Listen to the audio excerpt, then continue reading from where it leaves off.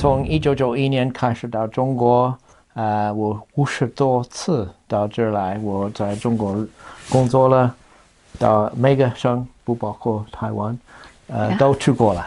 To spend 10 years in China, I consider myself very lucky. It has made a big impact on my life, also my understanding of the world. I see myself as a facilitator, not a person who needs to do everything, but hopefully provide opportunity for other people to have the same chance that I've had.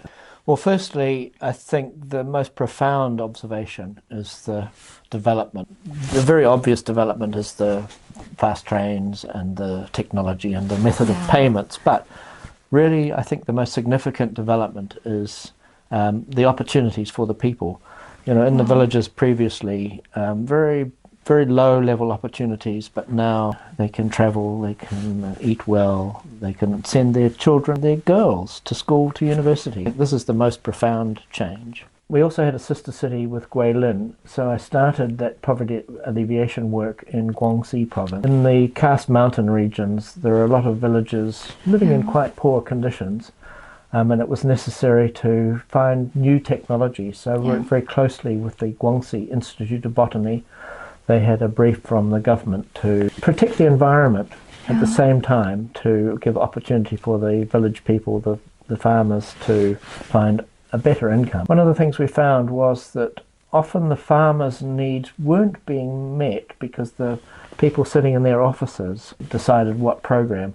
So we encouraged the technicians from the institutes to talk more closely to the farmers, ask them what their needs were. One example of a difficulty was, in one place, the government decided they were going to plant many different plum trees, but they're all the same variety. But the farmers knew that when the harvest time came, they wouldn't have the ability to harvest. They had no storage for market, so it wasn't a very good suggestion. So I think we encouraged the technicians to listen more closely to the farmers, and that gives a much better outcome. Listen to their local conditions as well as providing advice.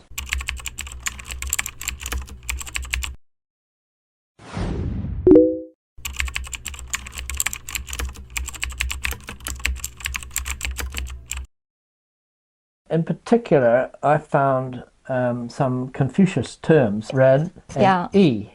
From my understanding, people are born with ren, and I think Rewi was born with ren because when he had the opportunity, he expressed. He spent time in the First World War in Europe, and he saw some terrible conditions, and then he arrived in Shanghai in 1927, and at that time Shanghai society was broken. So he saw a very broken society, and he wanted to do something. And I recall in his autobiography, he was talking to an American journalist. He said, something needs to be done. And she said to him, well, let's get on with it then. So it inspired him. Okay, why don't I do something? So at that point, his E started to be expressed. And I think that is the essence of his character.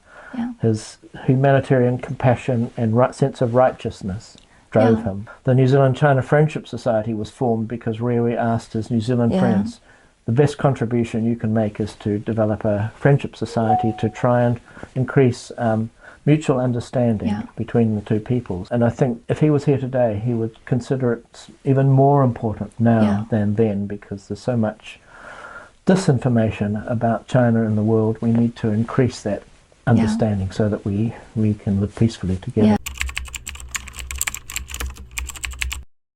I think Chinese people, especially young people, have a greater understanding of the West than Western people have of China. And I think it's very important that people in the West understand a Chinese perspective and don't just understand China from their own perspective. Look at China and view it from a Western perspective. You need to understand the Chinese perspective, the history, culture, what you're contributing to the world today. I've brought many tour groups to China.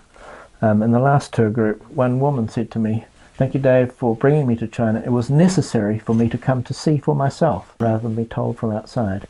And I think probably 95% of people who come to China have a more true vision of what is China. So I think the requirement is for more engagement. The initial engagement is a good start, but then deeper engagement.